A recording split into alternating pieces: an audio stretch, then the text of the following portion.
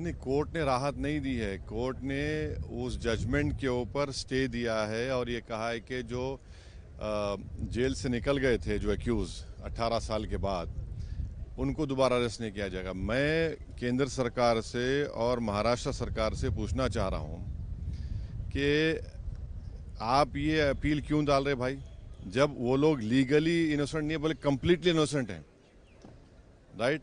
दूसरा ये है कि हम बीजेपी से और केंद्र सरकार से पूछना चाह रहे हैं कि कल अगर मालेगांव ब्लास्ट में, और महाराष्ट्र सरकार से, मालेगांव ब्लास्ट में अगर कल वो भी रिजर्व फॉर जजमेंट है, मिसाल के तौर पर मान लिया जाए, जो नहीं होना चाहिए, अगर कोर्ट डिसाइड करेगा कि वो एक्यूज्ड एक्विट हो गए तो अपील करेंगे आप।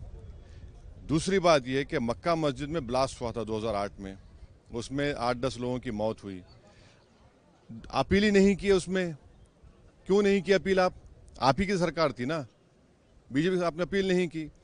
तीसरा, अजमेर ब्लास्ट का आप अपील नहीं करते। तो ये जो पॉलिसी है, टेररिज्म को रोकना चाहिए, टेररिज्म को खत्म करना चाहिए, मगर अगर सरकार अगर एक्यूज का रिलीजन देखकर अगर अपील करेगी तो फिर ये टेररिज्म से फाइट तो कॉम्प्रोमाइज है आपकी। आज कोर्ट ने रिहा किया है। कोर्ट के मामले में ज्यादा बोल नहीं सकते, लेकिन इसमें सरकार ने इस पर थोड़ा स्पष्टीकरण देना जरूरी है।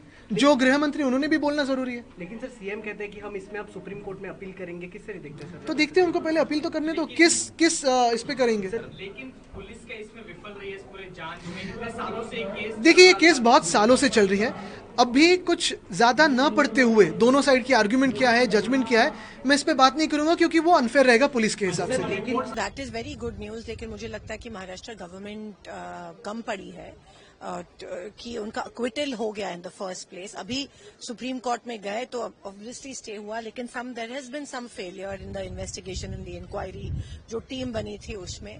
बट दिस इज अभी जो स्टे लगा है वो उनकी रिलीज पे नहीं लगा है।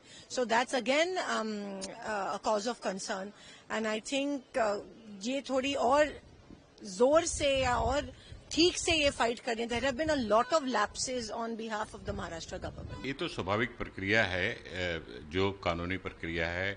मुकाका कोर्ट का फैसला आया तो हाई कोर्ट में चैलेंज हुआ, हाई कोर्ट का फैसला आया तो अब सरकार सर्वोच्च न्यायालय में, सुप्रीम कोर्ट में गई है।